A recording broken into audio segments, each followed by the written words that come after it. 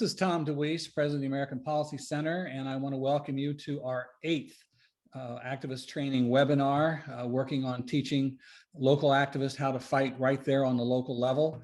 And today's version, we're going to give you some information of real activists in real communities who have taken up the battles and have won or are fighting now. And instead of just the academic training of here's what you should do, we're going to show you what people really are doing. And I think that will help a lot of folks to understand how to get started, what they need to do. We're going to talk about what you run up against when you start to fight. And you need to be prepared for that. So I have with me APC's Vice President, Kathleen Marquardt, and also Chris Kracman, who is with the Caddo Alliance for Freedom down in Louisiana. And he is going to join us and talk a lot about, they are doing just excellent work in fighting back on the local level. And I think you're going to learn an awful lot from him.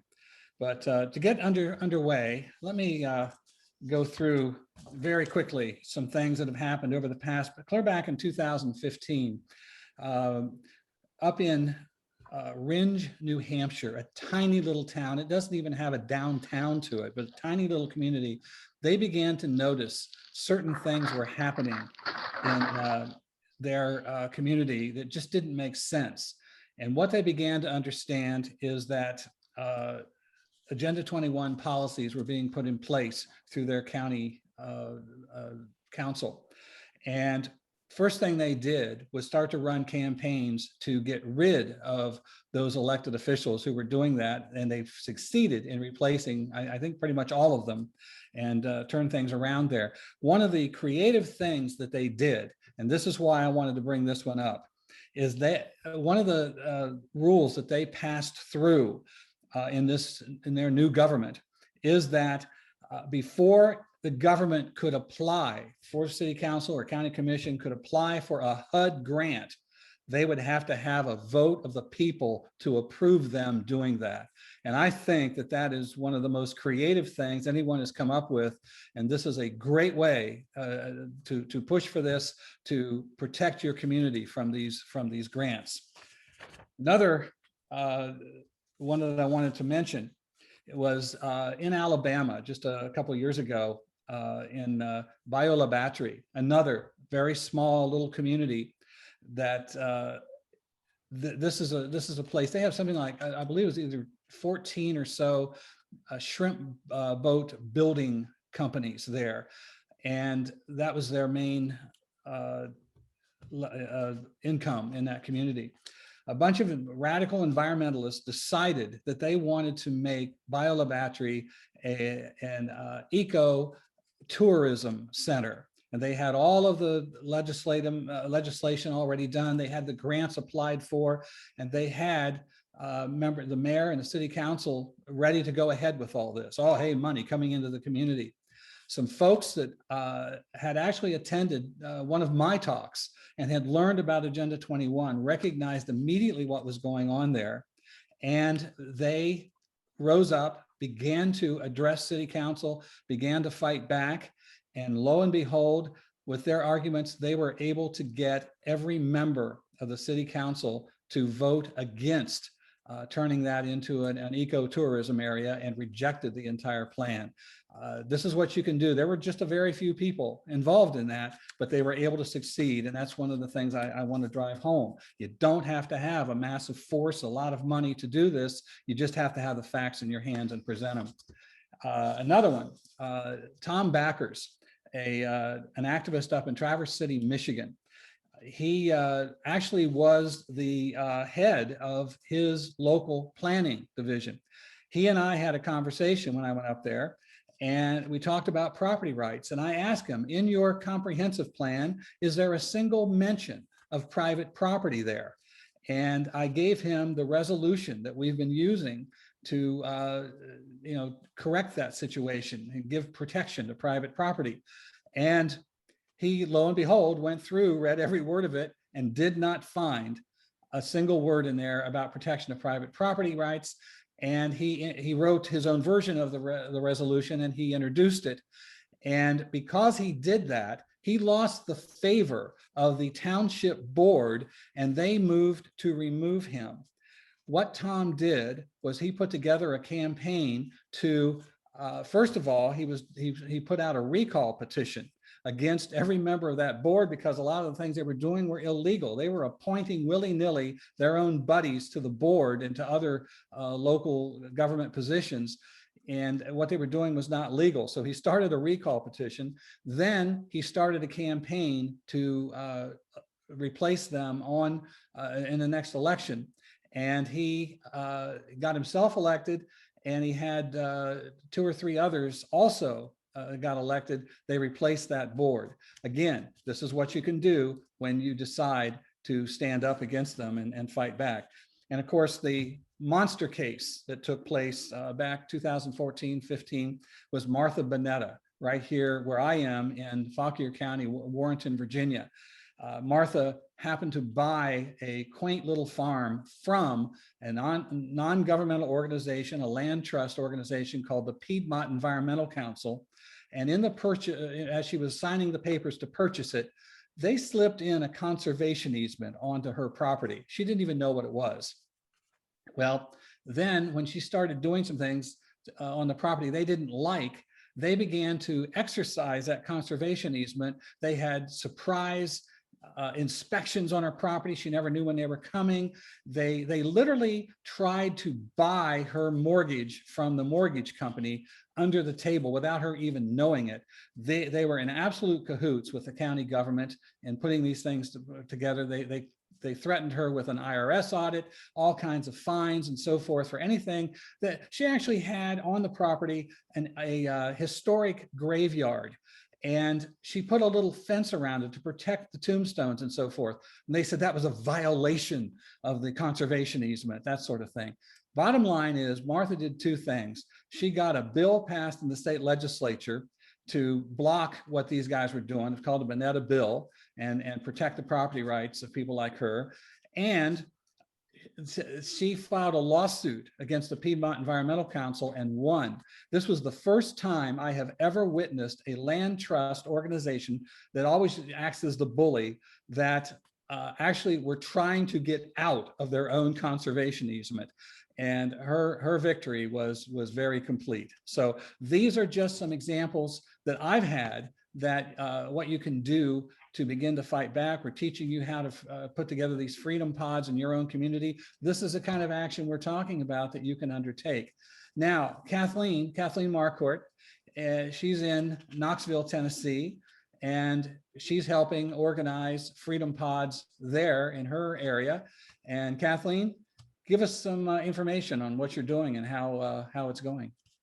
Well, when I decided to start a freedom pod here, it was months ago when we were all fighting the mask shutdowns and everything.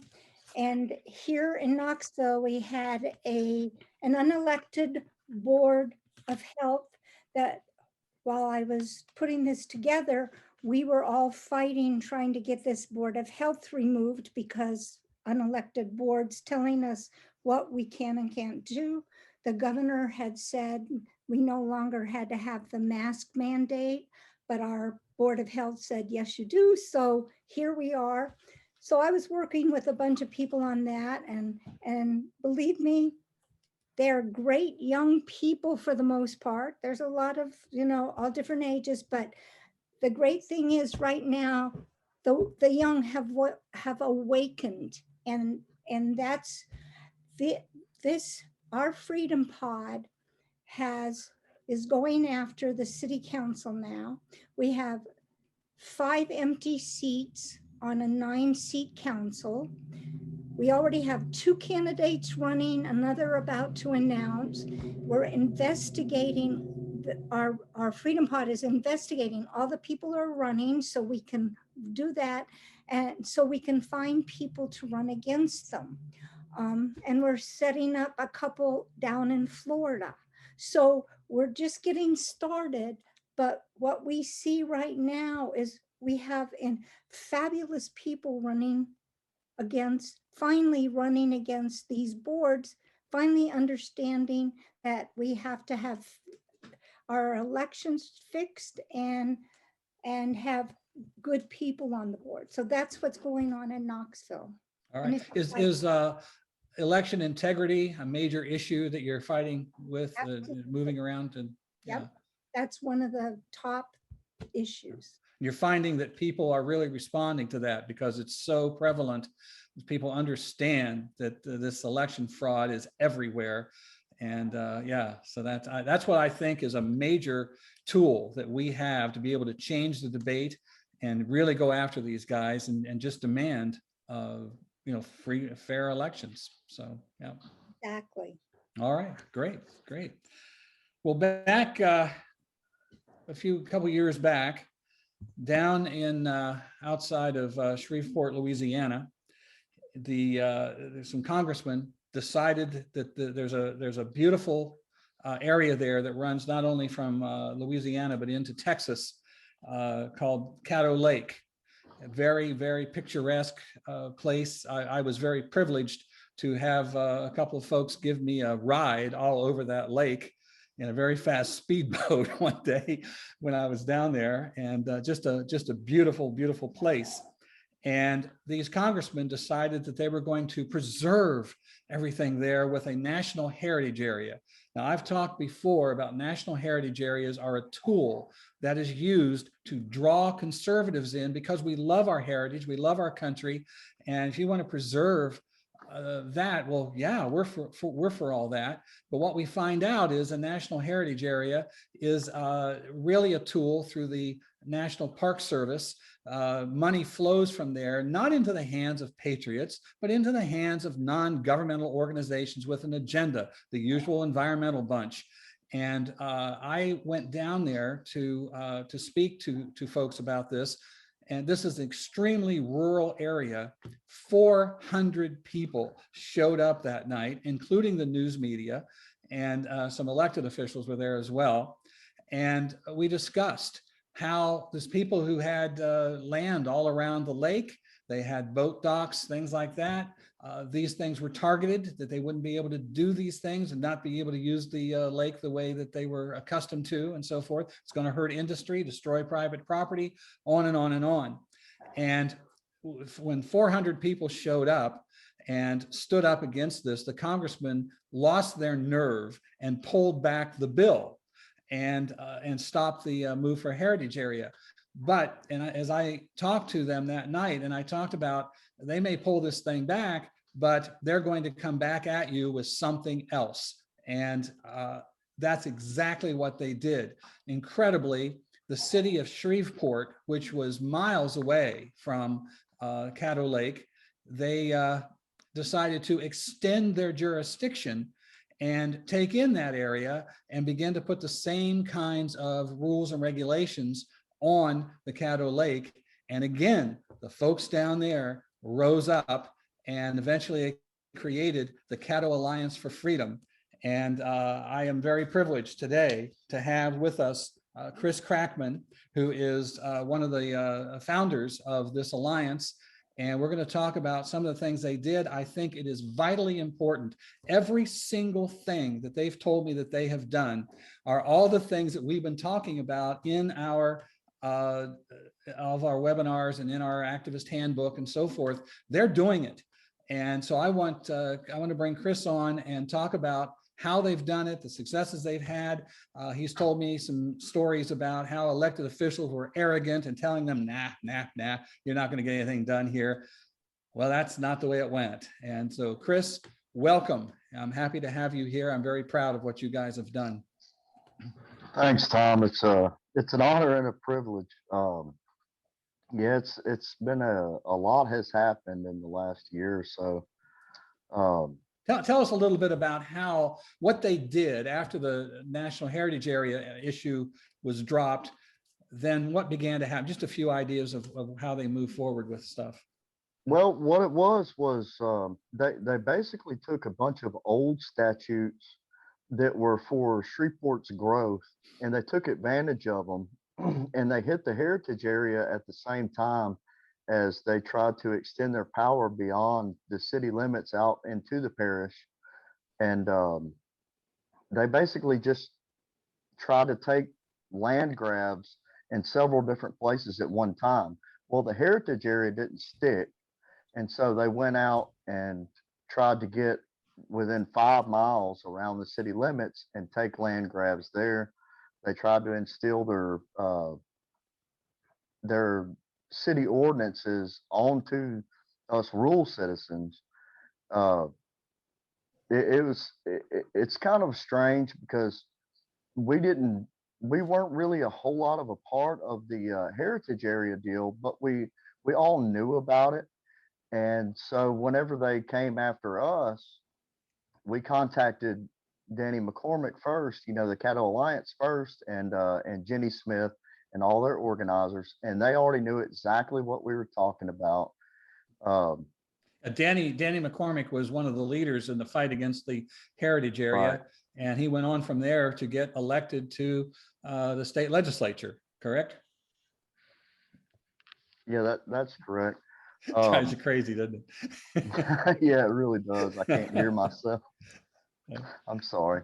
That's okay. Um, so I think it was in July of 2018. I think whenever you had spoken to the Caddo Alliance about, you know, the citizens against the heritage area, and then it was moving. I think it was in around the same time they started to kind of establish the ordinances out in the parish. So they were really doing two of the same things at the same time in different areas. That was like 900 square acres around the lake, and then I don't even know how many acres around the city, but the land mass was almost identical. It was almost the same thing, same land grab. Um, and it was all, you know, over environmental issues. Uh, but I think I think we had our first meeting with the public in November 26th of 2019, and we didn't even know what we were talking about. To be honest, none of us were politically involved. We're politically aware, but not even close to being involved. And so we just had a grassroots meeting with the general public to see what everyone thought of what was going on and all these ordinances, like house paint, what kind of light bulbs you use, how many vehicles you can have in a driveway, just outrageous stuff. Well, we didn't know uh, that these rules had been established in 2016.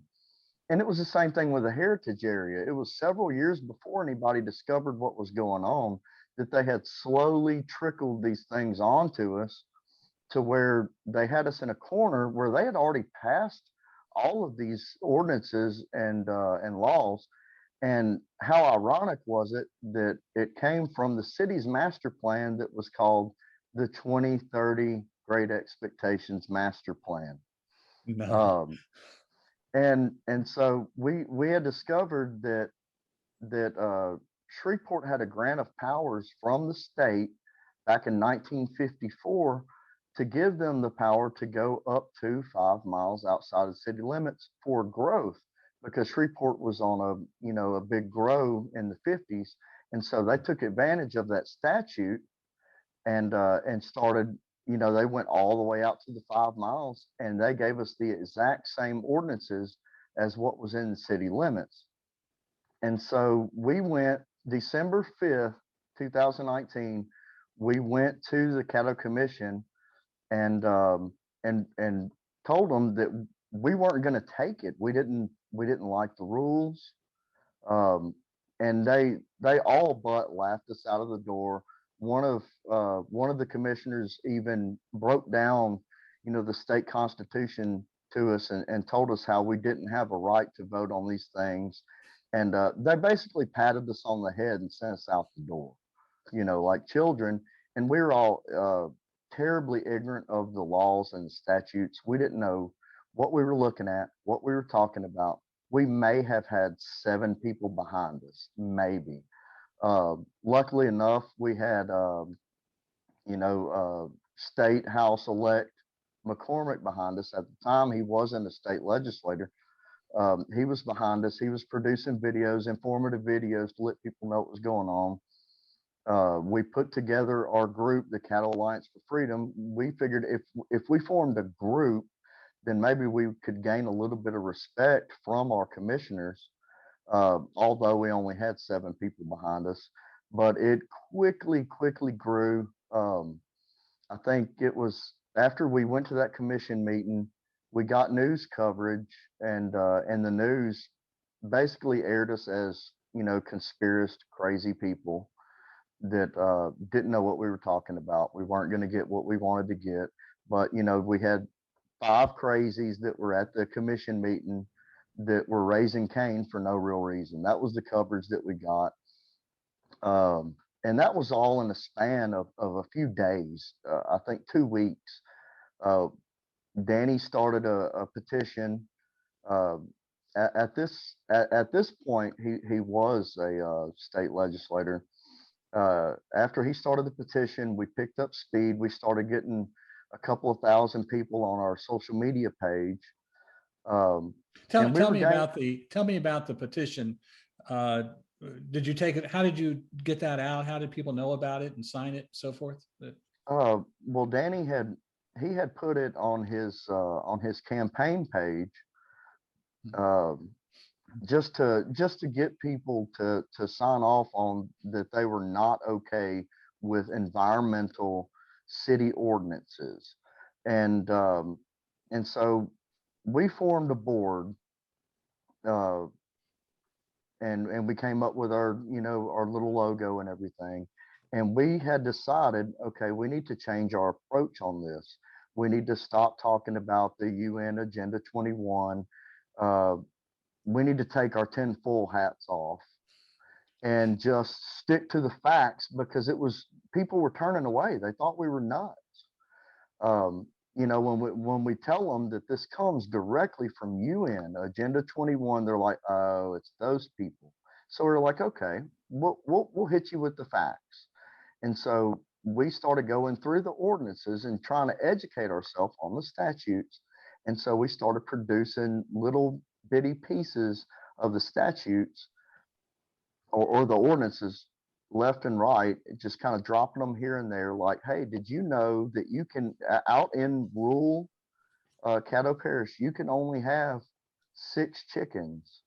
You know, and people are like, what? Are you serious? It's like, did you know that you have to ask permission to have an AC unit on the front of your house in rural Caddo Parish? And people started kind of trickling in. And then on these, I think it was December 10th of 2019, we printed flyers with just the facts, and we started going door to door, the 5 of us, in different areas of the parish. And whenever we started going door to door and talking to people, that's when we really started picking up traction, and people started asking questions. The trouble was we didn't really have a whole lot of answers, so we were slowly, or very quickly, educating ourselves on what all of this was. It wasn't, I think we were in it for almost a good month before we discovered who Tom DeWeese was. And we all immediately got us a copy of Sustainable. And I read Sustainable, and I was like, this is on out there. This is out in left field. But the further and further we got, the more true it got. And then we really dove in. We were like, you know what? This isn't a conspiracy theory. This is a conspiracy fact. And there's no other way around it. And so we went in head first.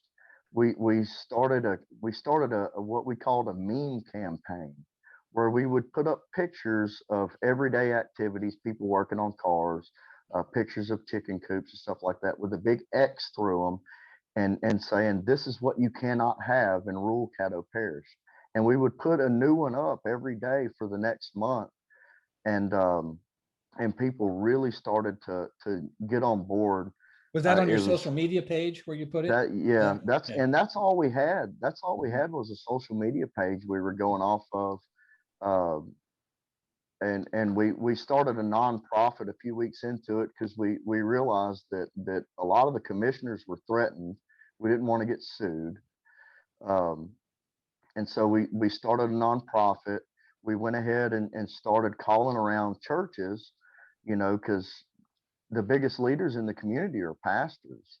So we started calling every pastor we could and seeing if we could, get their churches as venues to educate people on what was going on. And we started the grassroots campaign in January of 2020.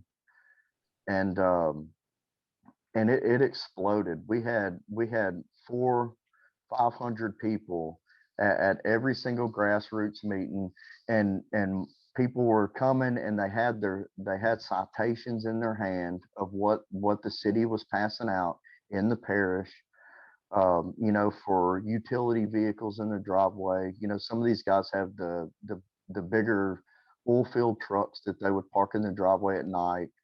They were getting citations for them. People were getting citations for RVs, for tractors, lawnmowers in their driveway. At the time, they were just violation warnings, luckily enough. And so after getting everybody together, educating the public, we were up to several thousand followers on Facebook.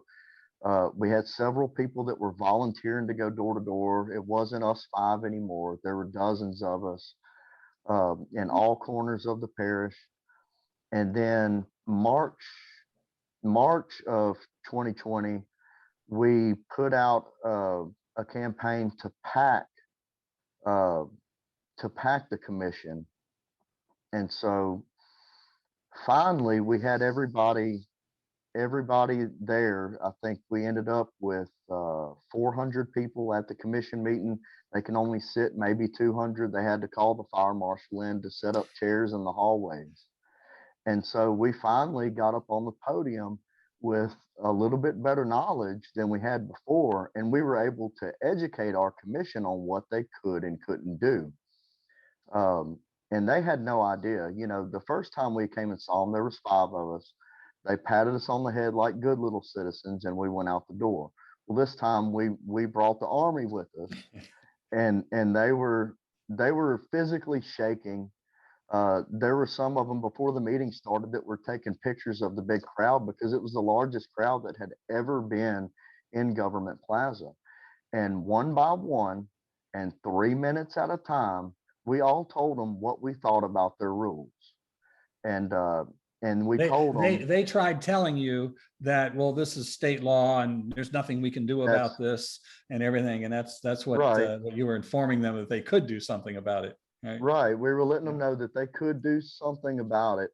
And we had a suggestion from one of the, I guess, one of the senior most Democratic commissioners. He said, you know what, if you don't like the rules, then maybe y'all ought to go down to Baton Rouge and change the law. He said, y'all have a state legislator now, Danny McCormick. He said, get Danny McCormick to change the law if you don't like it. And we're like, okay, well, you know what? We're going to show up to every meeting. We packed the house like that 4 or 5 times.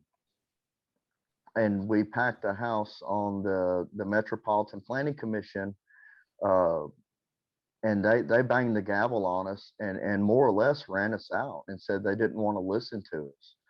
And the director of the Planning Commission finally admitted that maybe we didn't read the master plan the way we thought we did. Maybe we didn't read these ordinances the way we thought we did. And he said, quote unquote, I think we did a poor job of informing the public. And so right then we knew that we had paper tigers on our hands. Yeah.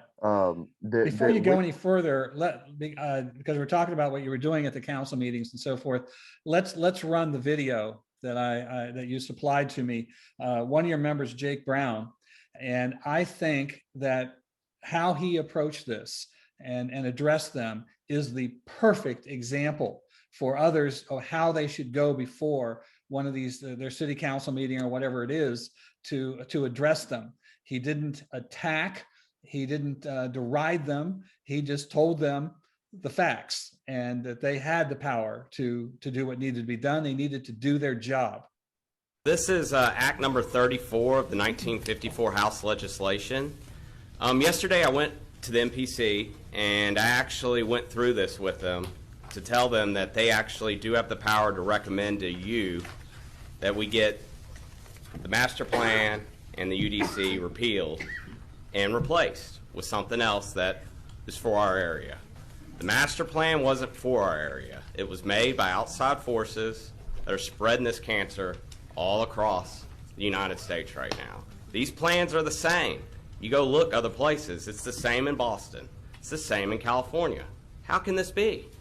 But, you know, I mean, you start putting the facts together, you start seeing that this was set up to take our power, to take our property rights. So, looking at this act, I know now that the MPC can recommend to you guys on changes to be made. But at the end of the day, you guys are the legislative body. Y'all can actually, right now, by sections 28 and 36, the granting clause, y'all can change all this stuff right now.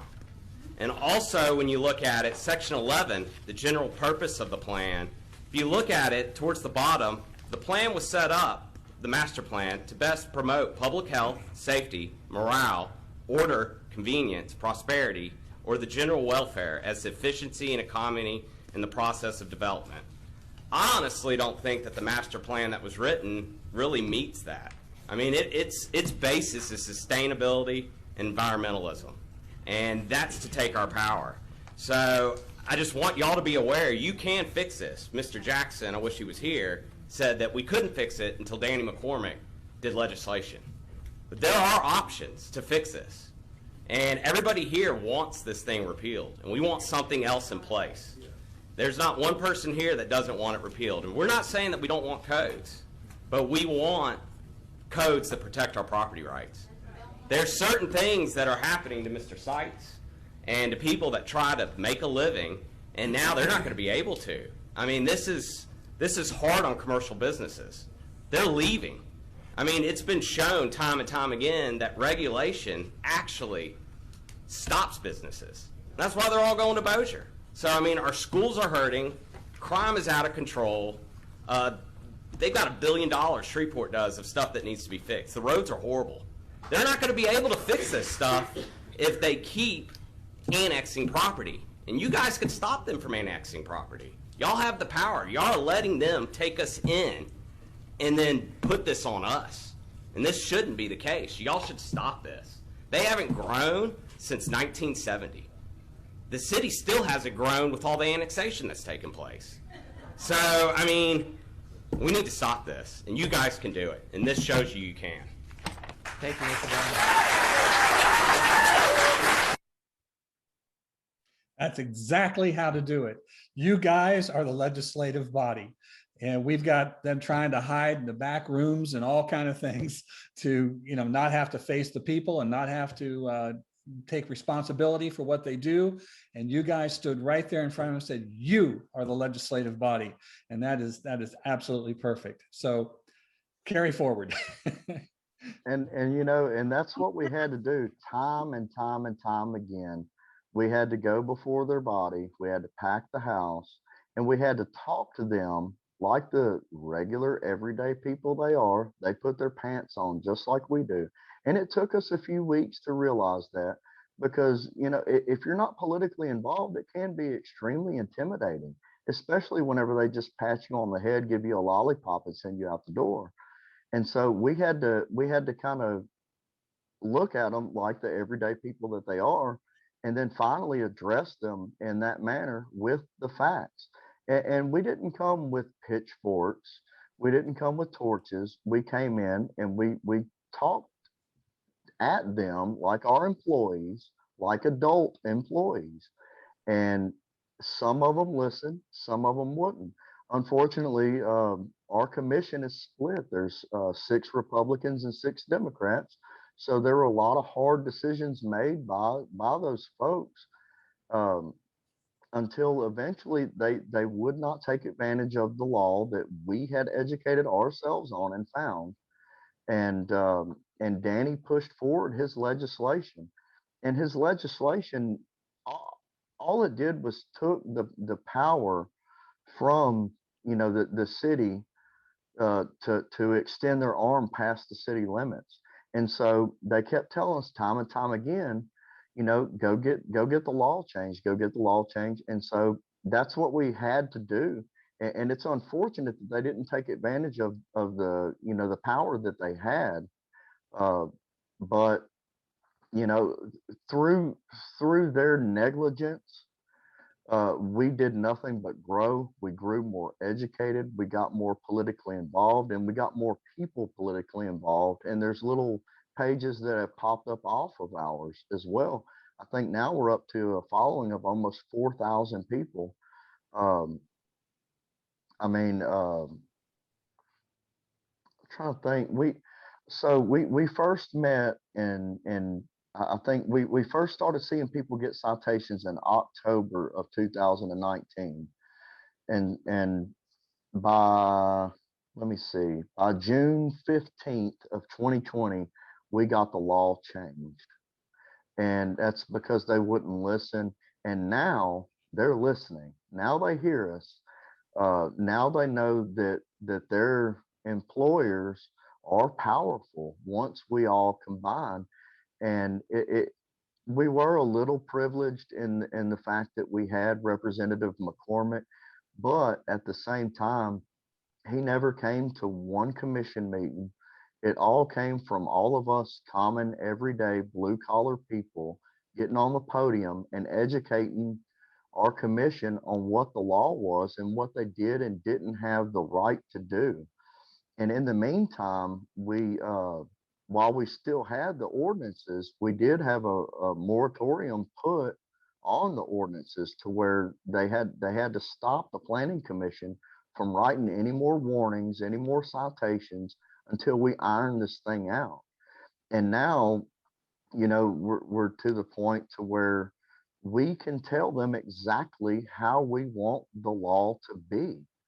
And it's a fantastic thing, because when we first went to them on December 5th of 2020, as the uneducated, concerned citizens that we were, we had the parish assistant attorney met us after the meeting.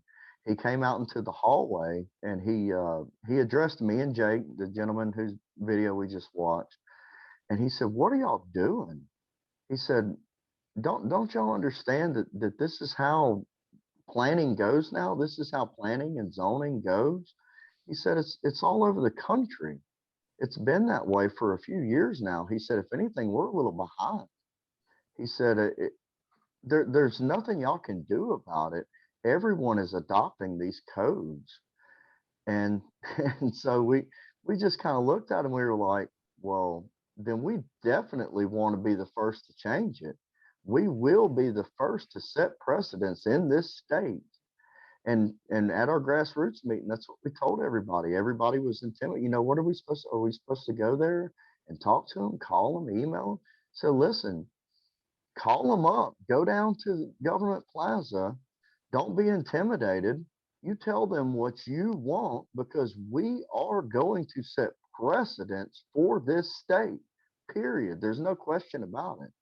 And that's exactly what we did. After everybody told us not to, we can't, this is the way things are. It's been this way since, I think, 2016 was whenever they adopted these codes. The 2030 master plan was adopted in 2010. So we came in on the back end after it had already passed. It had already been ratified. The commission had already approved it. And so now we're to the point that even after it was passed, we didn't come in on the front end. Even after coming in on the back end, we still have it to where we can change it, we can repeal it, we can get rid of this disgusting 2030 master plan. And all it took was just, one of our board members who's a friend of mine from years past. We were involved in local little league activity together, and she called me and said, "Hey, what are all these rules about that everybody's getting warnings on?" And it all just snowballed from there. And now we started a group of 5 people with the Caddo Alliance for Freedom name, almost to kind of fake that we had a huge group with a huge following. Well, now we are. Now You we're a got it. huge Yeah. branded group with thousands of people that are willing to go and talk to these commissioners like the common people they are. And I think that the it, most important thing you did, Chris, was you went to the people and showed them how they were going to be victims. That's the first thing to, this is how it's going to affect you. And everything that you did, as I said in the beginning, is exactly what we've been talking about. You've got these elected officials who are giving you all the excuse of, well, everybody's doing it. Oh, that makes it right. This is the excuse, and people all over this country are hearing the same thing. If people come in and oppose these programs, then they're all nutcases and conspiracy theorists, and because everybody's doing this. And that's what they're told over and over and over again. And the biggest problem is, in most cases, our people don't show up. But if they do show up, if they do exactly what you did, then it begins to change the debate. And what you did with social media, in an earlier webinar, we talked about how social media was an important piece of it that they watch.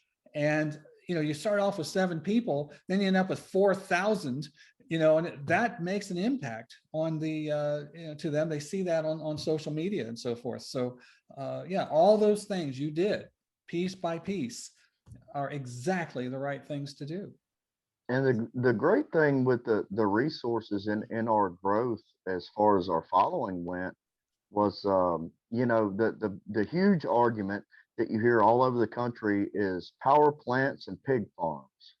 Those are the two things that's the first thing you hear. Yep. And and the first grassroots meeting that we called, we had our commissioner in that particular district show up. First thing he said, pig farms.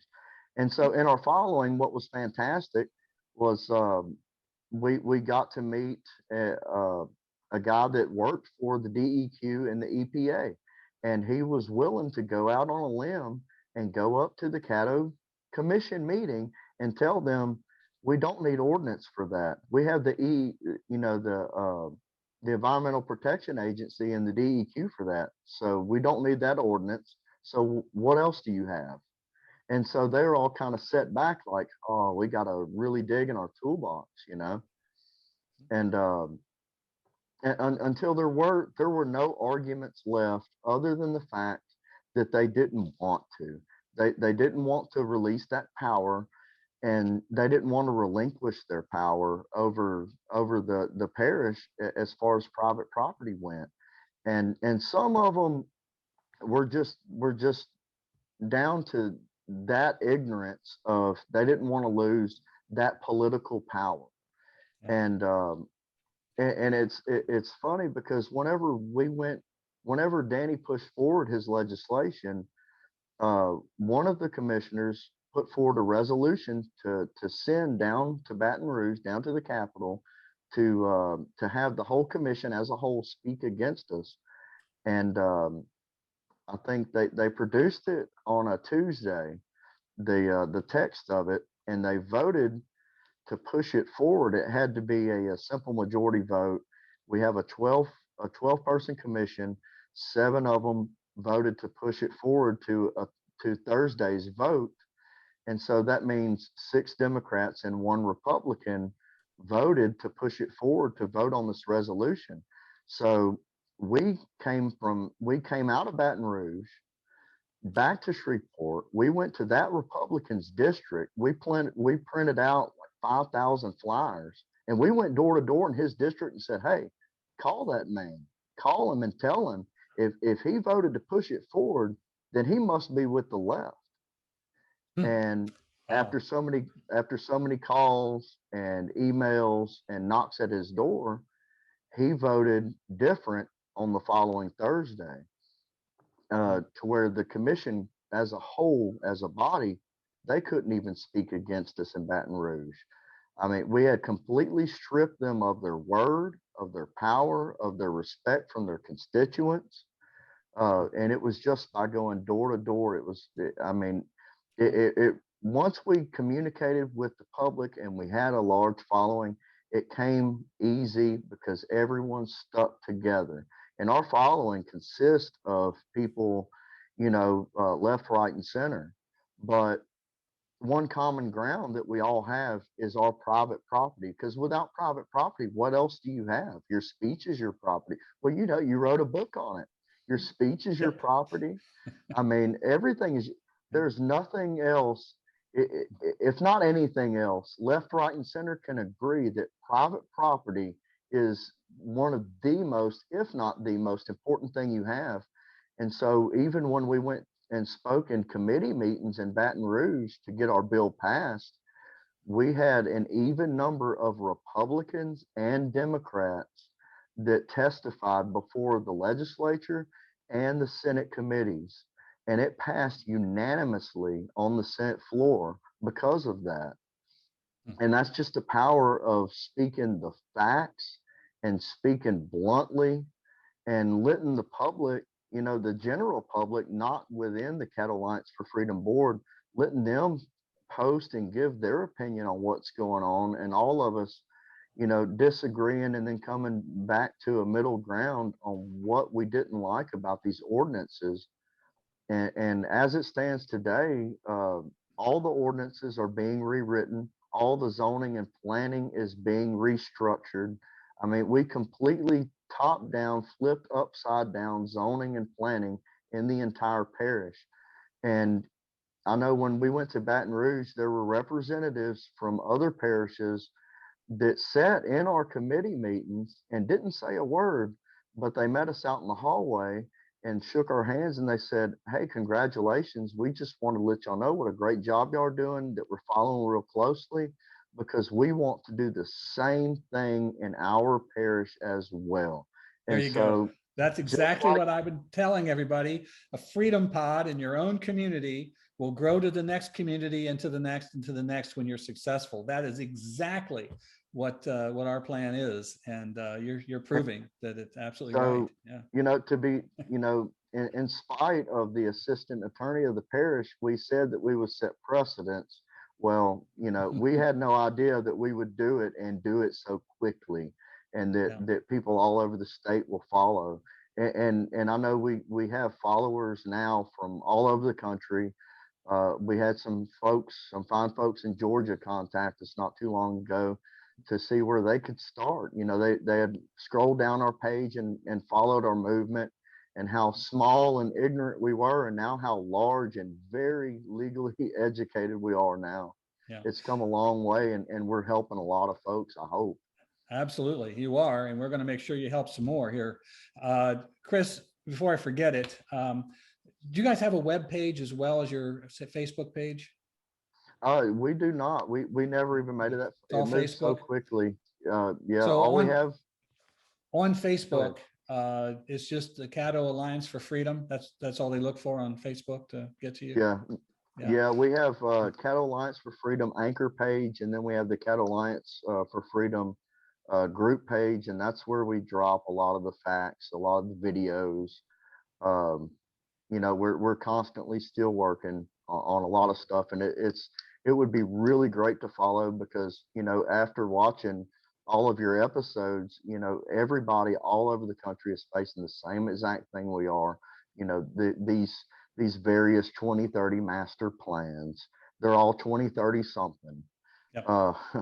And they every one of them use how many times have I run into it about, if you don't have these regulations, somebody's going to have a smelly old pig farm next door to you. I mean, it's got to be out of their manual, what they teach them to say, because that's what they always say. It's hysterical. Before we go forward, Kathleen, did you have any questions for Chris? I had a number of them, but I never got to get in.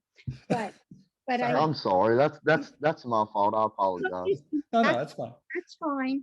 I'm really impressed with what you're doing, and you have to understand that the power behind those little people that you fought have to be even madder than those people are, because they had a lot of pressure behind them from all of the NGOs and all of the people that have been pushing this.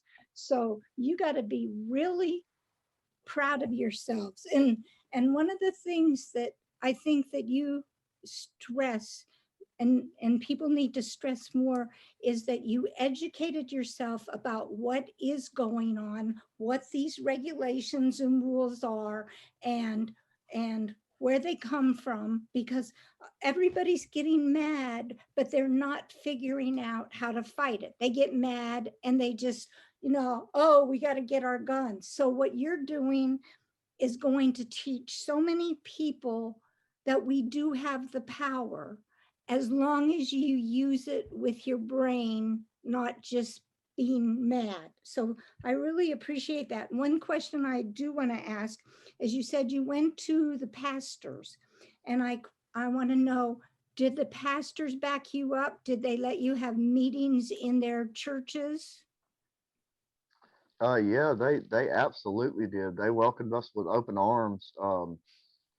Fortunately enough, here in Caddo Parish, we have a number of churches, being in the Bible Belt, and most of the pastors live rurally.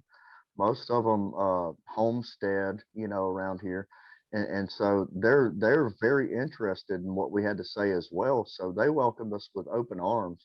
And I can't even, I honestly, without looking at my notes, I can't tell you how many grassroots meetings we had, and every last one of them were in churches. I think we had 6 or 7, and every time we would have, 400 people show up. I think at one meeting we had, I think over 500. There were so many people that we couldn't seat everybody, and we lost count. There was over 500 people, and we ended up doing a 2-night back-to-back meeting just because of that. That's fantastic, because I'm in the buckle of the Bible Belt, and our pastors are so afraid of losing their 501c3s, which isn't going to happen if they stand up for this stuff. But they're so afraid of it that they just bow down to it. It's amazing. It's hard. You have a hard time finding a church here that will. Well, to speak to that, if they rent out their facility for someone else to speak it, then they should be fine. But it doesn't even matter if they don't rent it out. They should be fine, because it's only, you're not Right. allowed to support a candidate or a bill. Everything else you can do, but they've been so cowed that we just got to wake them up.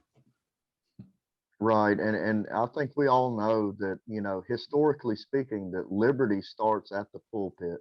And I think that that's very important to express to a lot of the pastors, that sometimes they have to, they have to set the fear of their congregation or their facility or organization getting in trouble.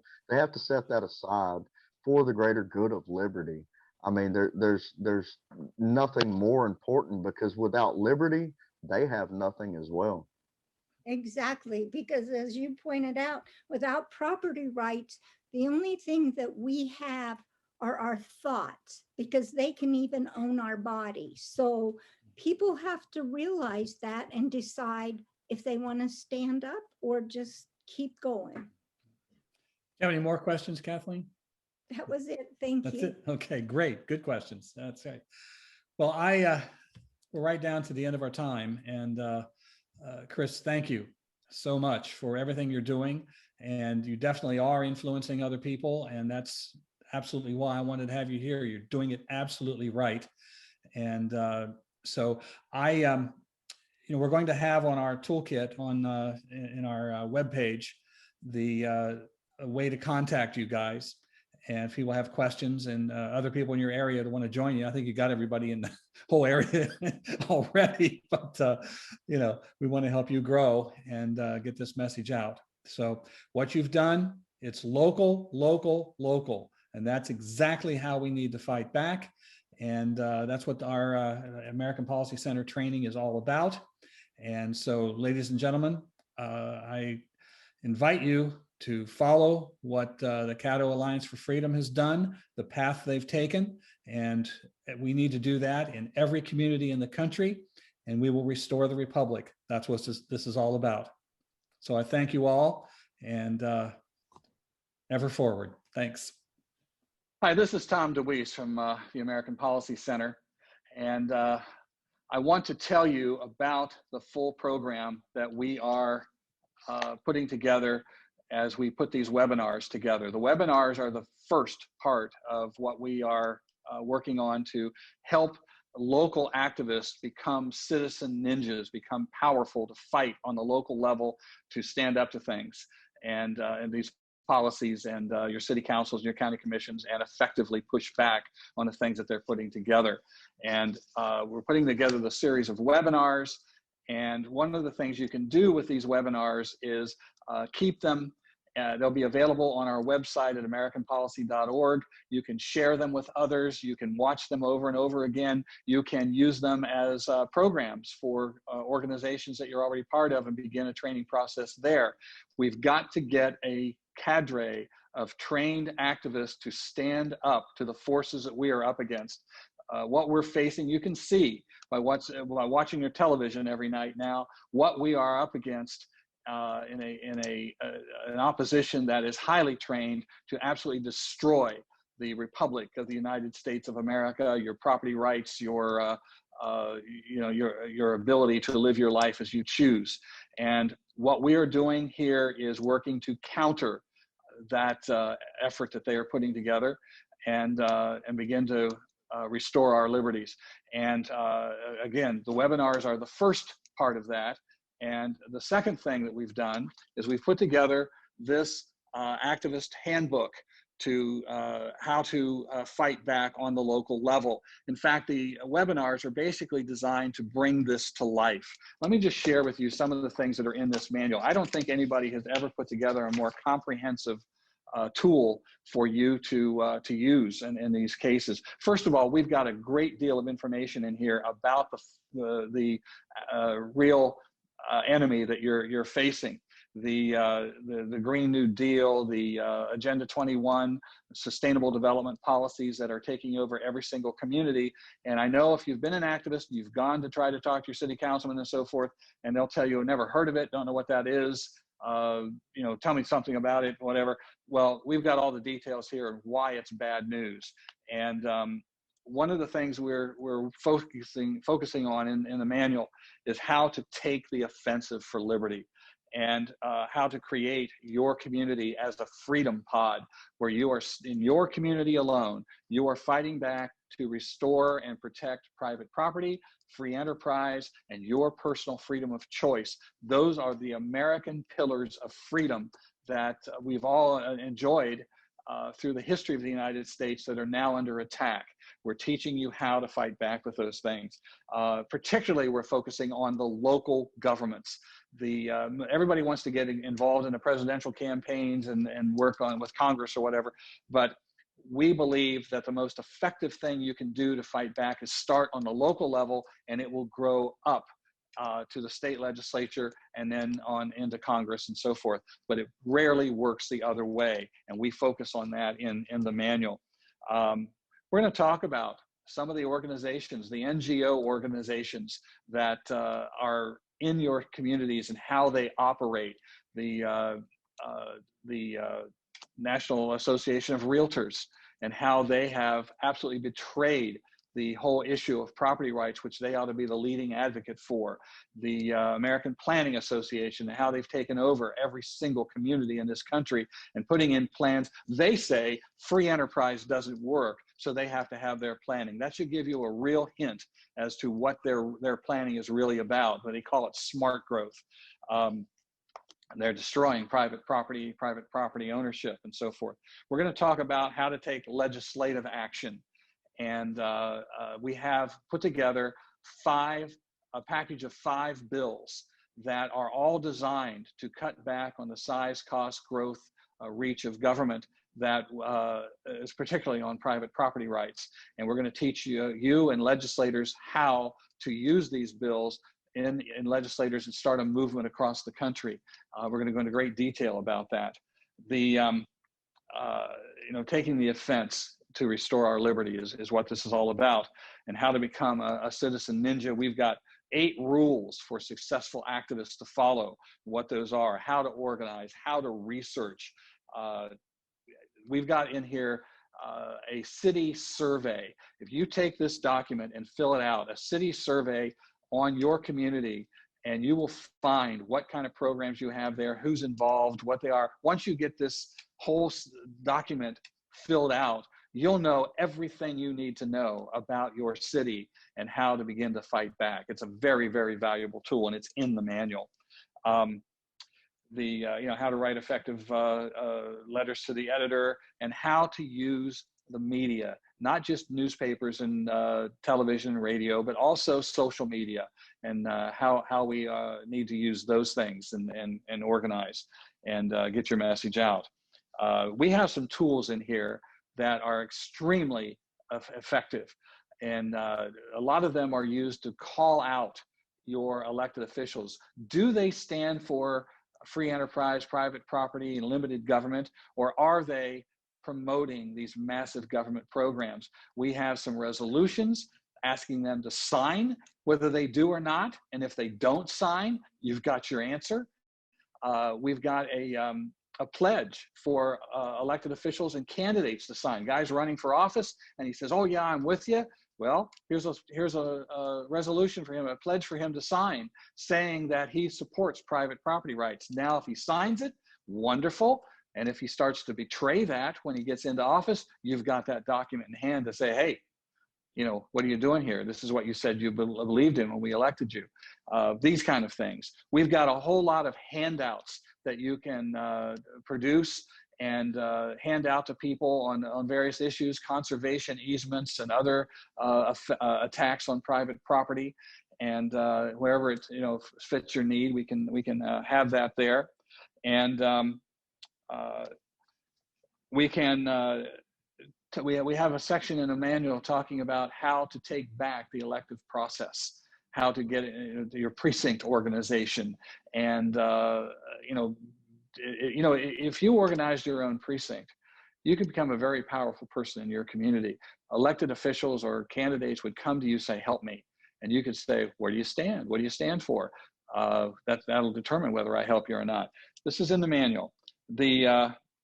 One of the big things that I've been working on for the last year and a half is a means to make elected officials personally responsible for their own actions. How do you do that? There are some legal actions that can be taken. We now have a couple of them that one of them has to deal with the 14th Amendment. One of them has to deal with the Section 1983 of the Civil Rights Act. We're going to have webinars on this, and we're going to teach you, and it's in the manual as well, how to deal with these things.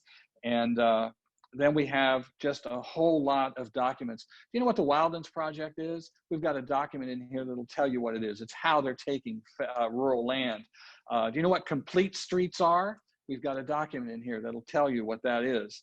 And international building codes, controls on urban growth, the AFFH bill from HUD, Affirmatively Furthering Fair Housing, which, by the way, the Trump administration has now said they're going to take away, but the National Association of Realtors says, well, we'll pick up the ball and take that instead. That, again, shows you their betrayal. National heritage areas and so forth. All of these are documents and much, much more in this manual that we have now put together, and it's all available for you on, I'll tell you what, the manual itself now is ready on Amazon and on our website at americanpolicy.org, and it is $49.99 to just buy it outright. However, a lot of these programs, a lot of these documents, a lot of the research documents that are just too big to put into this document, we now have those. We have on our website called a toolkit, and that toolkit has a lot of these documents. It has also where in the manual we do have some of these handouts that you can use, but it's kind of hard to get them out of the book, so you can download them from the website. And all of these kinds of documents and more, we're getting ready to put together some another section on the website where we can document the activists in different communities and actions they've taken successfully or not, sample legislation, all that sort of thing.